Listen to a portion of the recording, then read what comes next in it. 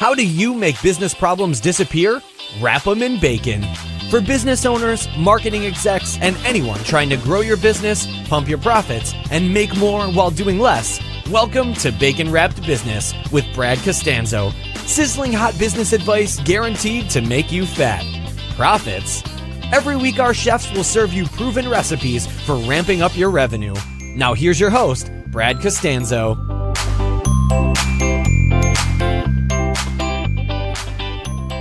All right, welcome back. I am excited to allow you to eavesdrop upon my call today. If you have listened to this show for any amount of time, you'll know a couple things. Number one, I think of this as the single most selfish podcast on all of iTunes because you're about to hear conversations that I would be having anyway with people that I want to have these conversations with, and learning things that are directly applicable in my business. This is not a podcast simply to help tell touchy-feely stories and talk about all of the emotional moments that I know a lot of podcasts do, but I know that your time is valuable, my time's valuable, and I want you, when you're done listening to one of these episodes, to be like, man, I can't believe I didn't pay Brad for that. That is insane. Like, I got more value, actionable value out of his podcast than I have out of multiple courses that I've purchased, etc. And you always know that the questions I'm asking are the ones that I personally want to know the answer to. That being said, sometimes if you're brand new at this whole thing of business and marketing and everything that goes into that, you may feel a little lost at sometimes because we don't always cover the most fundamental of concepts. And that's okay, because there's always ways that you can go learn the fundamentals. And oftentimes some of the guests that I interview have more resources that you can explore. This episode today is going to be a higher level conversation than you may be used to hearing about. We're going to talk about primarily Facebook advertising.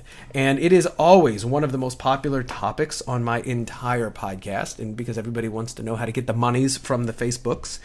And I want to introduce you to David Schloss. Now, David and I have known each other for quite some time now through mutual friends. We've worked together in the past, and I've just always been super impressed by his mastery of Facebook advertising. And you can talk to 10 different Facebook media buyers and get 10 different, completely different strategies. One of the things I know about David's is that his stuff works. He's been doing this stuff since 2007, started in his college apartment, and over the years he's helped hundreds of businesses improve everything from their website traffic to their customer acquisition using social advertising.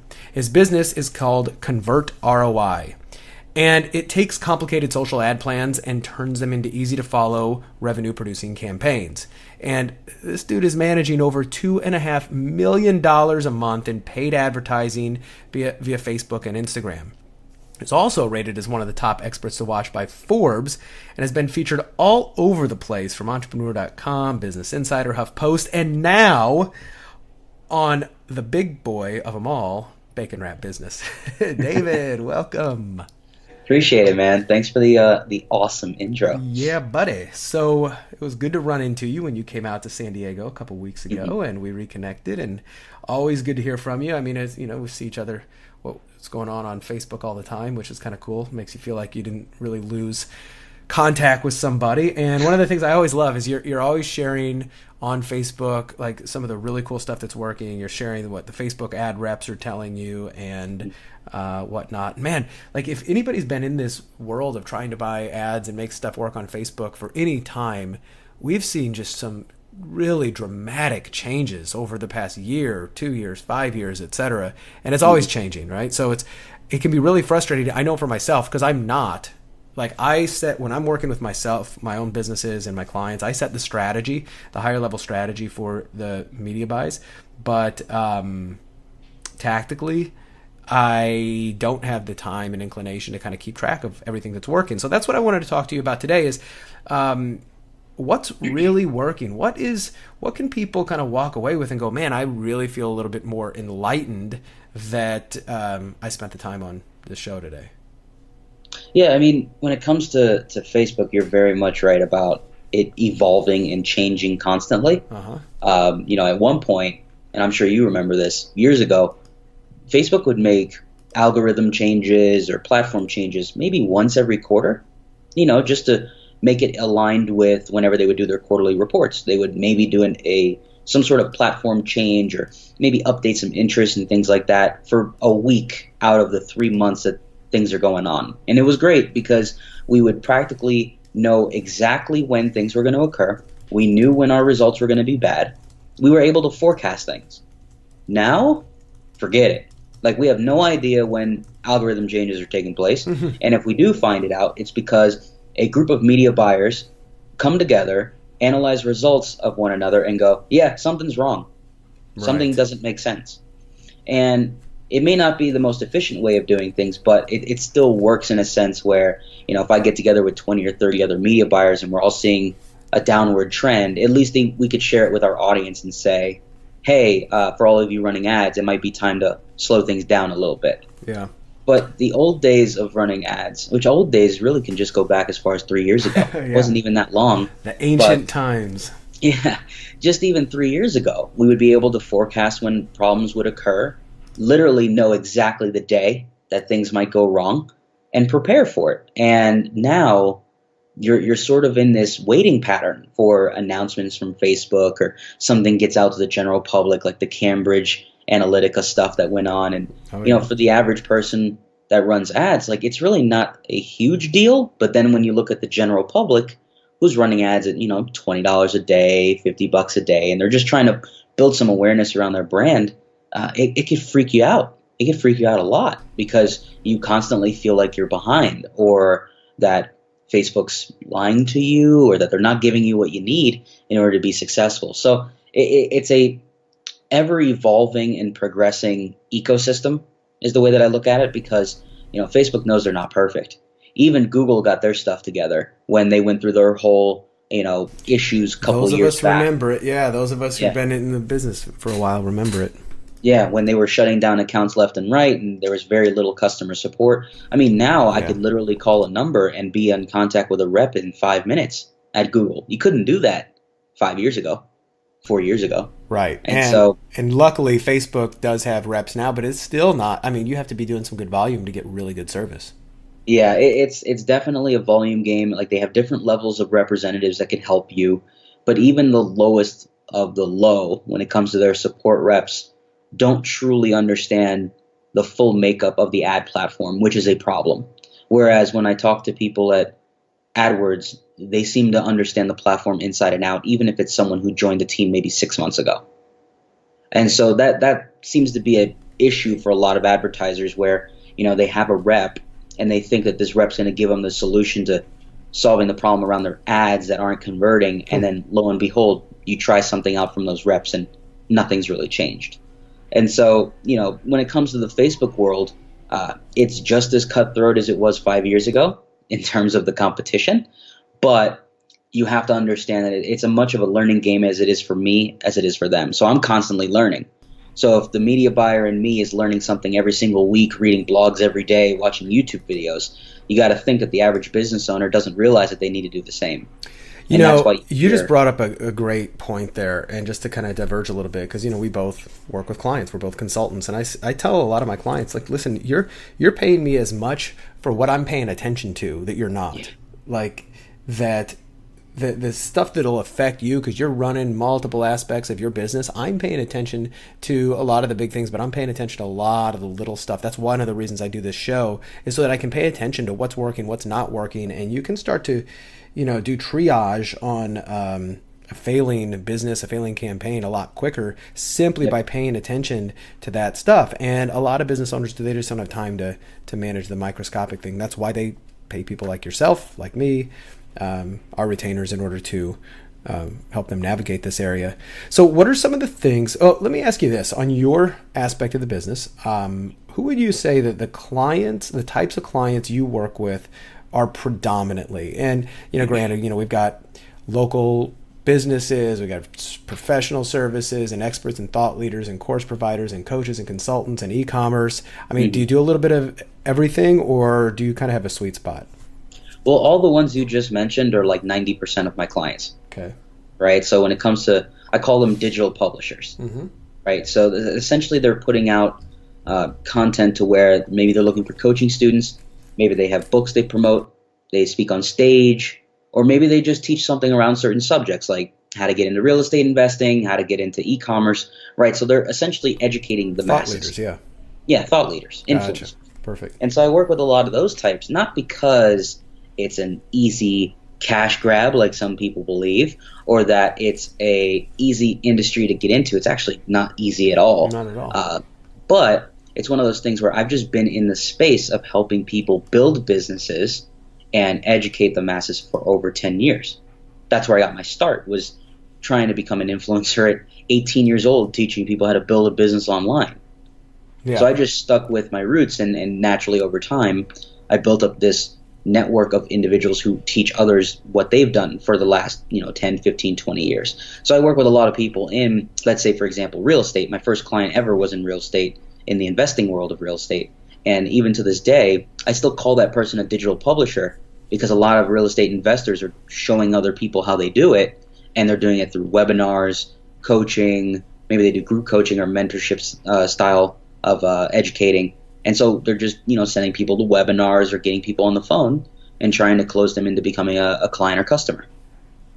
Yep. So let's dive deeper into this now. So let's talk about a couple of the things that maybe were working recently, and there's some things that aren't working. And I think if anybody's been buying ads knows that Facebook has taken away some of the partner categories and some of the ability to do that. But are there any other big things that a lot of people are doing, and that maybe in the past 6 months or so just have not been working so well?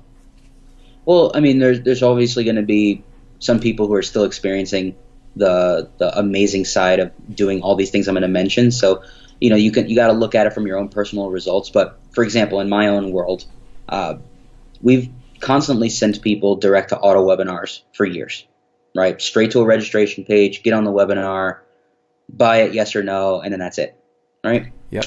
Nowadays, there's more depth to it. So you find that retargeting sequences are far more lengthy, meaning like sometimes it takes someone as long as 45 days before they buy your $1,000 course. Before, I used to just send a ton of traffic to a registration page, 1,000 people sign up for this auto webinar, 500 show up and view it, and then maybe 20, 30, 50 people buy. Right? It was very easy math. You would just know for every dollar you put in, you'll make 3 or 4 back, sometimes even 6 back. And it was just easy, just send as many people as you can. Now, the marketplace has evolved in a sense where they understand what's going on. They know when it's an auto webinar. They know when it's live. They know when you're faking that it's live. And they also know that in an automated webinar, sometimes the player controls are there, sometimes they're not. And the ones that have a player control, they're going to skip to the end and look up what the offer is. It's all the stuff that we used to hide and especially delay. If you're selling any kind of things to marketers or business people who kind of get it. If you're in a totally separate niche, like you're selling knitting or whatever, it might be a little different. But anybody who's tech savvy knows, okay, I know how to figure this out. I know how to find what you're, get to the damn point. I'm tired of making you feel as though it's like it's not alive.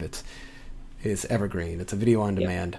And you're right. This was, with some of my clients, I noticed a big drop off in that working, which is sending traffic to, exactly like you said, registration page, automated webinar. I'd have like 1 or 2 little retargeting ads, and it worked for a while. It stopped working. So go ahead. It's not necessarily not working. It's just it has to be more in depth, meaning your retargeting might have to be that, the first 14 days that someone's on a retargeting list, they're getting success story videos from some of your best students. And then from day 15 through 30, they're getting objection videos from you where you're answering questions around what may be stopping them from buying. And then day 31 through 45, they're getting another set of success stories, but this time from people who are starting their first business, right? So now you're having to sort of manipulate the process of getting someone to fully trust you. And before, it used to be that if you delivered an ad to someone on Facebook and they clicked it, there was an assumed level of trust already. I trust you enough to click on your ad and watch your webinar. Now, most people look at ads and go, I don't trust this person. From the very beginning, they don't trust you. And so you have to establish that trust in a much slower fashion.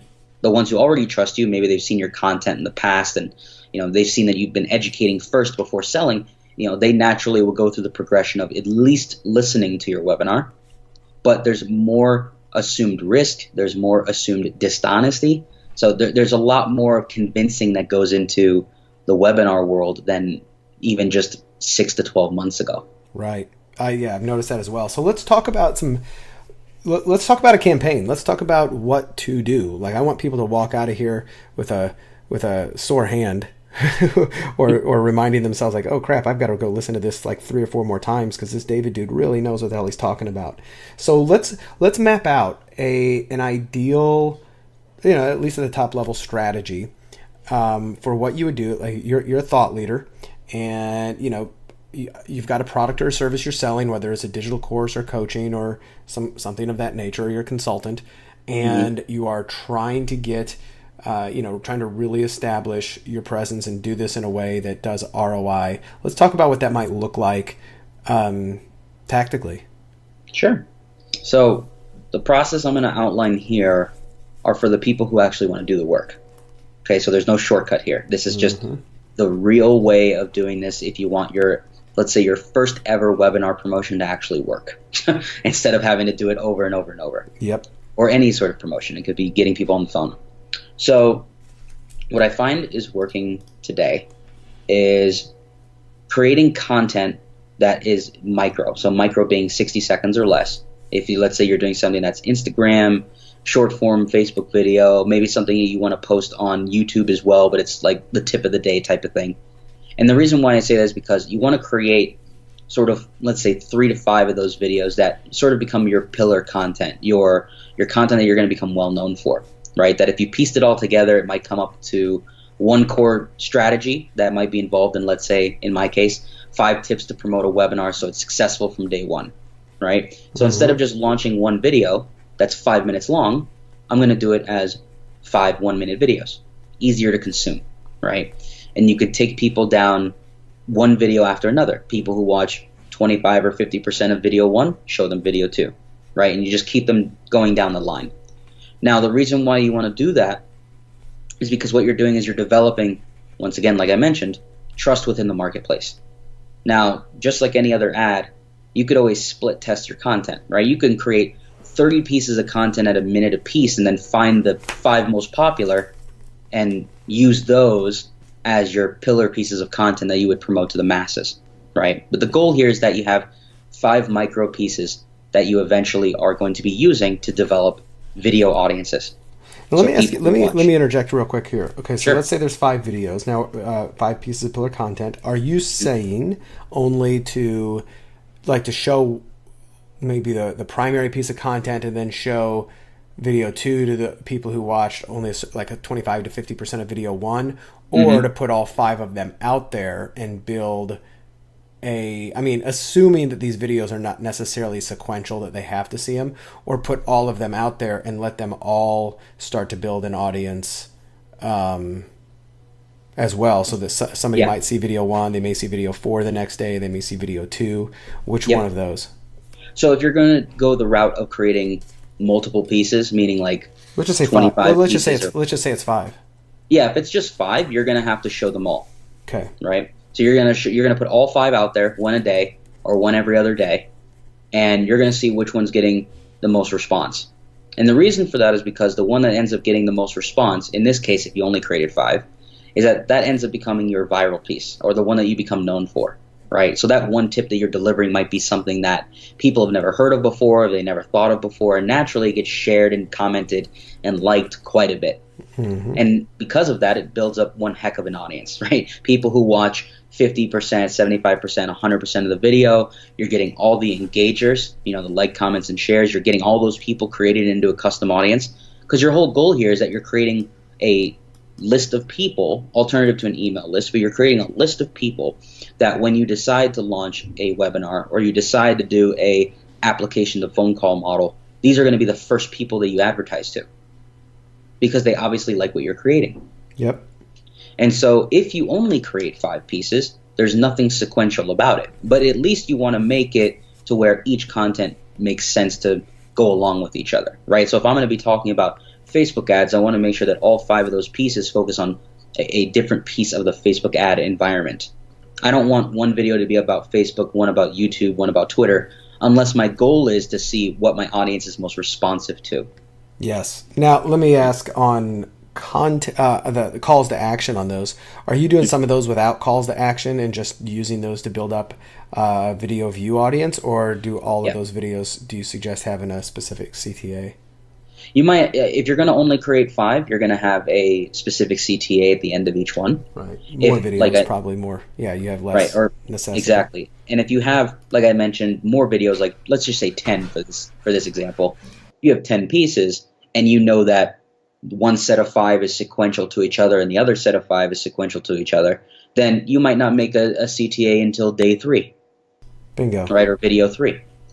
But in this case, if we're talking about the minimum viable product here, like we're just creating 5 videos altogether, then you're going to have a CTA at the end of each one of them. But the CTA might shift. So for example, on day 1, you might say, if you'd like to learn more about this subject, I've put together a free training, right? And then blah, blah, blah, blah from there. In day 2, you might say, hey, I put together a free session. So you're just changing the language. That's really what you're doing, just changing the language. Once again, you could see whether or not free session, free training, free webinar, you could split test your language in these videos too. Because funny thing that you could figure out is with that same language change that you're making at the end of each video, you could test that in your ads. And if you notice that more people are making it to the end of your videos and clicking through to the link, which the link could be straight to a webinar page, you could see which of those videos generated the most clicks at the very end.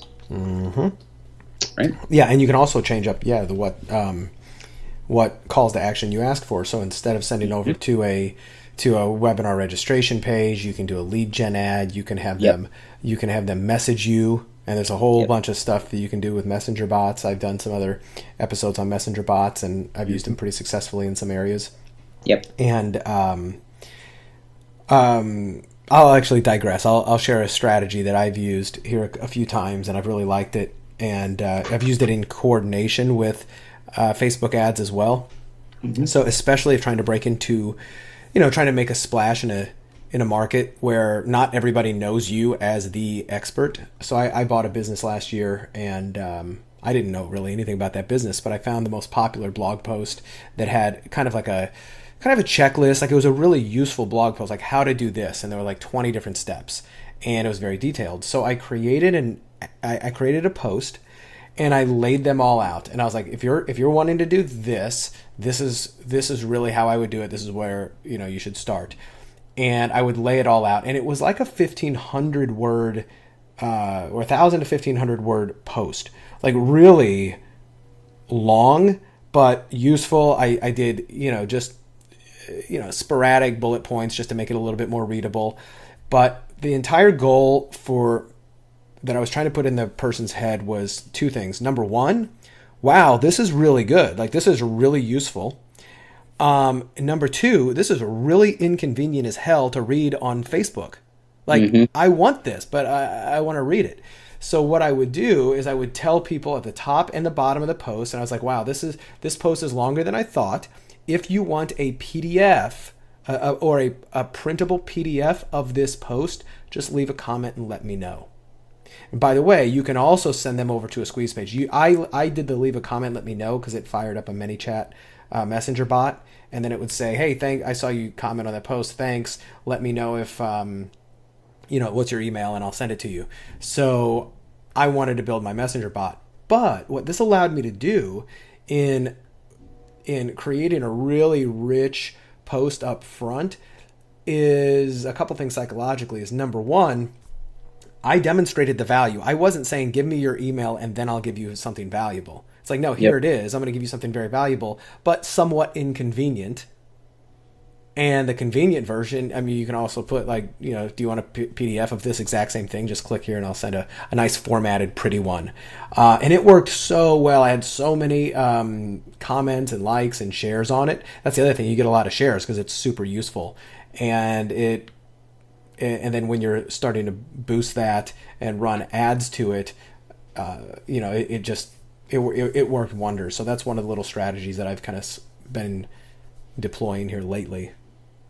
And I'll even add to that, in terms of like what you'd be giving away or making a part of this whole content portion of the strategy. One of my clients, as an example, he creates, once again, micro content, puts Instagram story ads up. He puts up Instagram videos, 60 seconds, puts up that same video on Facebook, 60 seconds long. All of these micro pieces go to his lead magnet, all of them. And what he really is doing is delivering strategies from within that lead magnet, because he breaks down somewhere like 30 different strategies.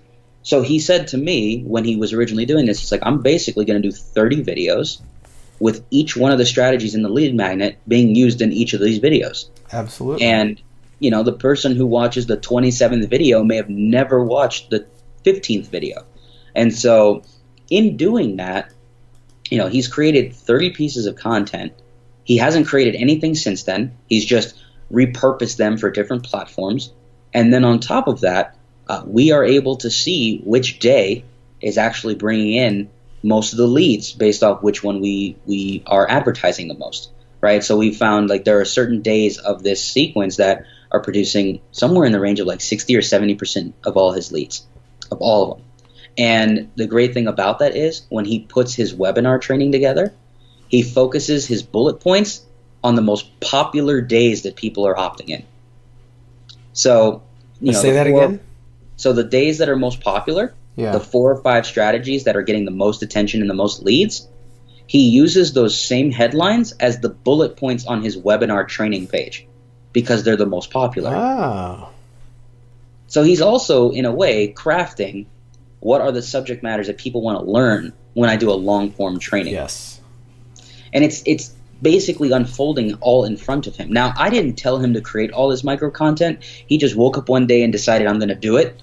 And the great thing about it is the audiences we're creating from all this content are phenomenal, right? We have Facebook engagement audiences. We have Instagram engagement audiences. We have video view audiences, 25%, 50%, all the way to 95%.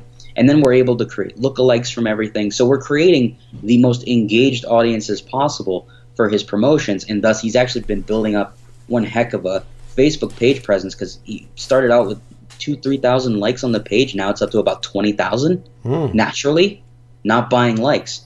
Not buying likes in a sense of like going to Fiverr or anything like that and getting likes. Yeah, we target all the viewers to like his page. Right. Or doing the whole strategy where you post some success platitude and promote it to India and the Philippines and all the other like places that aren't your market and just get a bunch of irrelevant likes. Exactly. So we don't do that at all, and we basically spend $10 a day retargeting people to like his page from the video content he's already created. And so it's a great system because he's just doing content marketing, but at scale. Yeah. He's getting leads from it. These leads are signing up for his webinar, and they're buying his course. Like he's getting 30 to 40% of people to show up on a webinar, which is ridiculous these days. Yeah. Because most people are only getting 10% to show up on a webinar. Yeah, absolutely. Okay, so are there any other, when it comes to doing let's talk about targeting and interest building. What do you start with? So typically when I'm building a strategy, we'll start at the bottom of the funnel and say, all right, well, let's go after the people who are closest to giving us cash. Everybody from abandoned carts to, the ones who are the most recent ones, and then building it out from the bottom up. But when it comes to building audiences for cold people who haven't interacted with you, etc., is there anything you're doing these days in order to make that more efficient? Well, not necessarily to make it more efficient. I think it's just more along the lines of we have to create stuff that has a true purpose to what it is we're advertising, because a lot of people are creating just content or different promotions that it's just more of a cash grab, and it sort of comes off that way, if you know what I mean. Yeah. Like it's just the way that it's being promoted, the way that it's being put out there. It's like the trend of the moment or the hot thing of the moment, and it really just has no value being brought to the marketplace or to their audience. and thus it's a slow burn, and at the same time, it also doesn't last very long. Yeah, so that's true. It's really just when you go into anything that you're going to be promoting or developing for your audience or the audience you want to generate, like what's the true purpose behind it? Are you going to be promoting this thing for a long period of time, or are you just trying to get a quick hit, for 14 or 28 days? Right, exactly. That's a great point. What about, and I'm skipping around it because you give me so much things to think about here, so I'm just changing subjects here. Yesterday, you posted on Facebook, one of your updates says, direct from my rep, Facebook, in-stream video and new event sources for value-based lookalike audiences. And then you said, looks like a video show and podcast may be coming from these updates soon. So I want to hear about that. So, and I started to read it, and I got a little lost in exactly what you're talking about, but you seemed a little excited about it. So tell me what this is. This is as of yesterday. What's going on there? Sure. So for anyone who doesn't know, I have this series I call Direct from My Rep, where I talk to my partner rep at Facebook, and it used to be my agency rep. I still talk to both of them. That's different levels of support. But my partner and agency rep both send me these updates that are going on from things that are evolving in Facebook. So it could be updates to the ad platform. It could be new opportunities that Facebook offers in terms of what they call beta opportunities of running different types of ad creative or ad placements that aren't open to the public yet. All sorts of cool things that are delivered to me through my inbox without requesting it. I'm sent these updates sometimes 3-4 times in a week, and then sometimes just once a week. And this update that came out, it basically pertains to, so with value lookalikes, it is, let's say you have a bunch of customers that have paid $97 for something, and you have a list of 1,000 buyers.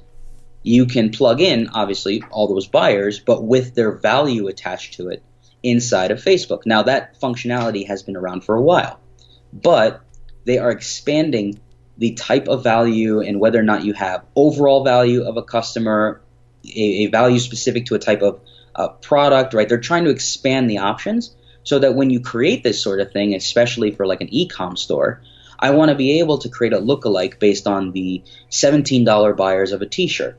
But then I also want to be able to create a lookalike of all the people who bought a t-shirt and then bought a bundle pack that was $20 more, right? So they're trying to expand how they equate value to creating lookalikes from those people.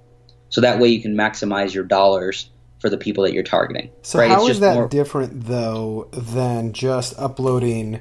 Because if I if I am integrated with my CRM or I just download and upload, how is that different than me just manually saying, okay, this is my $17 buyers, these are my $97 buyers, these are my $1,000 buyers, and then run lookalikes to all those manually? Is there anything different there that I'm missing? Well, on the surface, no. But what they're working on is integrations between, let's say you have live real-time sales coming in at that $17 level. And like I mentioned, there's people who are buying bundles at $20. Right. They want to be able to integrate both the store and the audiences together so that in real time, the custom audience and the lookalike audiences are being updated almost on like a daily level so that they evolve simultaneously without you having to manually do it yourself. That's cool. I like that.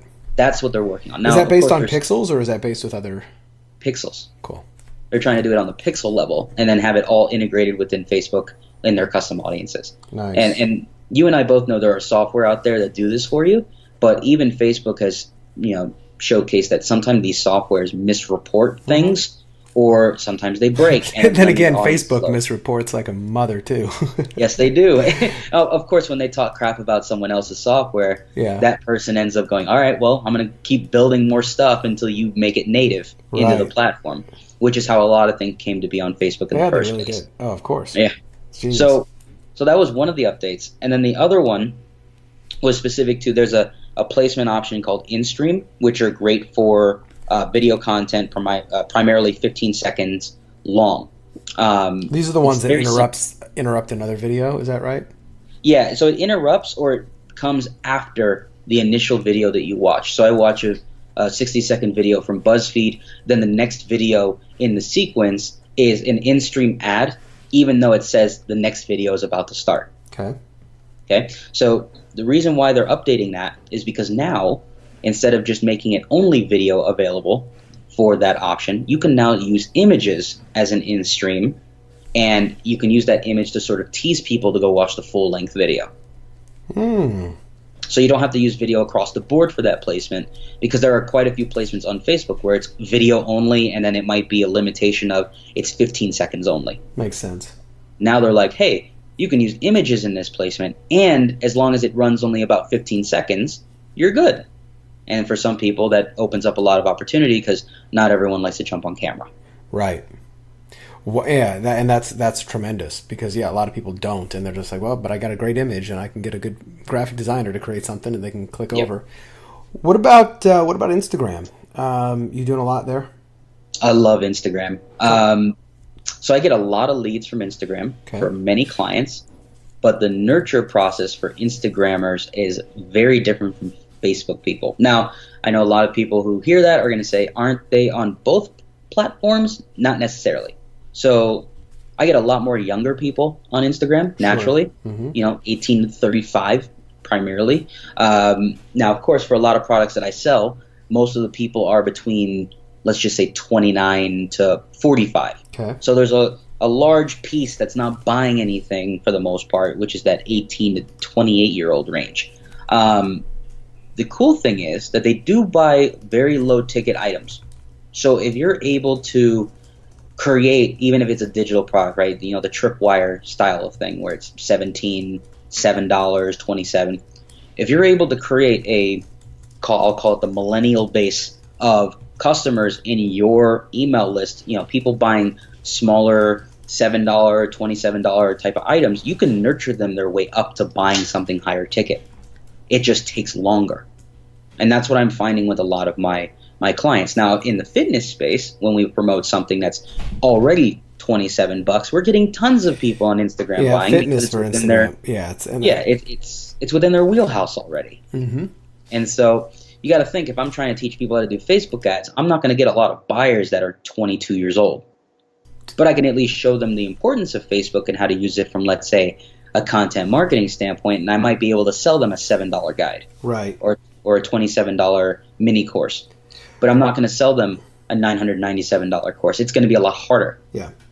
For business thought leaders, consultants, professionals, etc., using Instagram, my take on that has always been that kind of Facebook is where Facebook, it's LinkedIn, etc. It's kind of where you educate people, and Instagram is more where you bond, inspire, motivate them, and to kind of let them have a window into your world, as opposed to try to deliver a ton of value. Yeah. Right. So, and I know some people are using Instagram TV, and they're using their stories. Like, although I gotta say this, I don't care who it is. There's not a single person that I go to Instagram to learn stuff from, where I'm like, oh my gosh, I want to hear him talk about Facebook ads, or I want to hear him talk about how to do X, Y, and Z. I'm always just like, all right, either entertain me, show me another side of you, or make me think something a little different, give me a little epiphany, and that's how I kind of use Instagram. And I see, like, especially in the professional space, right, where, like, I mean, people aren't really on Instagram to be like, oh man, I want to learn today. Right. Now, of course, you can create an audience that wants to learn. Yeah. So, for example, the Gary Vee style of things. But that has to be nurtured into the audience. So I don't post a lot on Instagram, but when I post, there has a purpose to it. Yeah. Right? So when I put up a screenshot of something, and I did this in an Instagram story too. I did like multiple stories to see what would happen. I did one where the first story was about a client who was getting fantastic results on Facebook around the narrative of ads are too expensive. So I created a story that said, wow, ads are so expensive that I'm still getting $10 purchases for a $30 product. Right? So I was just debunking that really quick. And then I went into 3 strategies we used, and I broke them down in 15 seconds apiece. Yeah. I got so many messages about, hey, how do I do this too? It was all because it was quick and easy to consume. That's the whole point right there. It's got to be quick, easy. It's not like the long-winded things. Like, I hate going on somebody's Instagram story and they're like, oh, I'm gonna talk for like 5 minutes here, and they've got 50 different little like Instagram stories you have to click over. It's like, no, dude, you lost me. Like, give me a little something and then send me off to learn more. Yep, exactly. And that last one, I mean, if I was giving something away, my last story would have been, if you want the full detailed process, go here, and it would have just been a lead magnet. Sure. But the point in doing that is I'm just buttering up the audience to understand what my zone of genius is, right? This is what I do for a living. This is what I focus on every day. And if you want to learn more about it, you can go here. And that same thing can be done with your image content or the video content you're posting on Instagram natively, where it's 60 seconds long. You have more time to break it down. And if you're going to do a group of different pieces of content, like, you can make it a 3-day thing. Like, this is day 1, day 2, and day 3 you reveal the last strategy, and then you're going to tell them where they can get more, right? It's just like doing a mini series sort of thing on Facebook as a lead magnet, except you're giving away three strategies, and if you want the other 7 others, you got to go here and download it. And so make sure, once again, I'm going to keep saying this, you have to have a purpose. What is it that you're going to be delivering? Is there a sequence to it? Like, what are you going to deliver day 1, day 2, day 3? And it works the same way on Facebook. You've seen how I post my case studies. When I was doing them frequently, I would tease about it. I would reveal a couple strategies one day, and then I would just drop the big bomb of the case study on people, and I would have 200-300 people saying, "Oh my God, this is crazy. I can't believe you gave away all this stuff."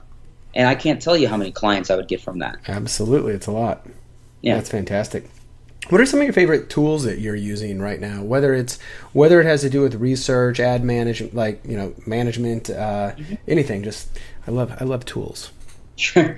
So from an ad standpoint, I'm using a software called RevealBot. It's great for creating rule automation inside of Facebook. So if you want to have things that automatically scale, turn off, turn on, Cool. Basically any sort of functionality. It's a great software for that. I know you can do it natively in Facebook, but the way that RevealBot has it set up, it makes it very easy to set up rules and actually do it the right way. Nice. So that's why I love using that tool. In terms of a CRM, I use Insightly. I love Insightly. It connects with Google Gmail Suite. So like, if I want to track when I last had a conversation with someone via email, it has it all inside of that tool, and it lets me know, oh, you connected with Brad 15 days ago. Make sure you follow up with him, right? And it basically will allow me to set up more follow-up automation. I could put all my templates in there. I also can tell when someone has opened or not the email I sent them. It's just like Yesware, but instead of it being only that, it's also a CRM, right? So definitely love that platform. It's where I basically input all of my contacts from my phone to Facebook. I like it. I'm no longer using Contactually. Yeah. But I used to use that, and I really liked it. I've kind of been looking for some other stuff, so I'll check this out. Yep. And the great thing about Insightly is it integrates with this tool called Boomerang. I know you've heard of Boomerang before. So I still use Boomerang, and because Insightly and Boomerang can integrate together, I could set up all of my follow-up in advance with Boomerang, and then when that follow-up goes out, it automatically inputs when the follow-up was sent out into Insightly based on the person I sent it to. Oh, cool. So I don't have to manually do it at all. It's like, message will be sent out in 2 days to Brad. It sends it out 2 days later. It puts a little note inside of your contact card that says, you sent out this message on this day to Brad, and then it'll tell me whether or not you opened it. So beautiful.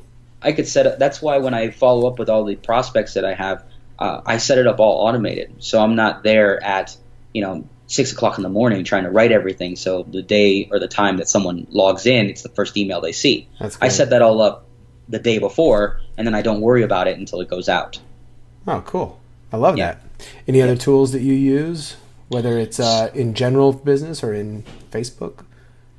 Well, right now I am testing out a couple of dashboards when it comes to reviewing data. Mm-hmm. One of the ones that I've been looking at is called UPHEX, UPHEX. They're new, so I don't have a true review on them yet, but one of the great things that I've been looking at when it comes to ad dashboards, very similar to Gecko Board and all these other ones that break down your data, is that I'm looking for dashboards that can give you suggestions on that data too. So the great thing about UPHEX is that when you connect your ad account to their dashboard, and then it pulls all your data. It then analyzes all of your campaigns and gives you suggestions based on the campaign objective. So if, let's say, I'm running a conversion ad to a campaign and it's producing leads but it's not producing purchases, that dashboard will actually tell you what is wrong with the campaign and what they suggest doing. Oh, wow. And that's all UpHex, huh? Yep, that's all built in there. Sweet. They originally were just a data dashboard, and then they started adding recommendations to it, like a huge. recommendation engine. That's huge. Yeah. So, of course, that's going to become a lot smarter with their AI as more suggestions come through and more data is pulled. But you can only imagine if it's like, in a way, it's sort of like a crowdsourced solution for coming up with recommendations based on pulling more data. So, cool. A year from now, it could be even more powerful where it tells you exactly what to do. So I'm giving that some hope and allowing it to do its thing. But it connects with Facebook, it connects with AdWords, and I believe it also connects with Twitter ads. Huh. Sweet. Yeah. I'm going to look into that. Yep. Anything else top of mind? Those are pretty much the main tools. Like, I'm in those every single day. And Evernote, obviously, for everything that I take notes on. But that's sort of commonplace now. But, I mean, those are the main tools that I'm pretty much opening them all the time. I dig it. I just speaking of tools, I just did one the other day, a demo, like a 38-minute demo. I'll put a link to it in the show notes if anybody wants to see it. But I've been playing with Kartra. Have you played with that yet? I have. There's so much going on in there. Yeah, it's super cool. I really like it. I've used everything, and some of them I like, some of them I don't. I like how all integrated it is. That's just because it keeps you in one system for everything. So I kind of dig that. Cool, man. So what's a nut you're trying to crack right now in your business, in your life or something? This is where I can, myself or some of my listeners can kind of help you. The easy, the easy nuts are like, oh, I just want more clients, right? So that's not what I'm talking about. Is there a skill you're trying to learn? Is there a person you're trying to meet, find, hire? Is there money you're trying to raise? Is there a challenge you're kind of trying to figure out? Why the hell can't I figure this out? Just, what's a nut you're trying to crack? So I'm actively working on this, but it's removing myself from every piece of the business. Yeah. So it's essentially systems and hiring. Now, I have said for the last 3 years that has been my core focus, but up until recently, I realized I was completely half-assing that whole thing. Yeah. And I didn't start taking it serious until earlier this year, when I went to the hospital from overworking myself, bad health, all sorts of things.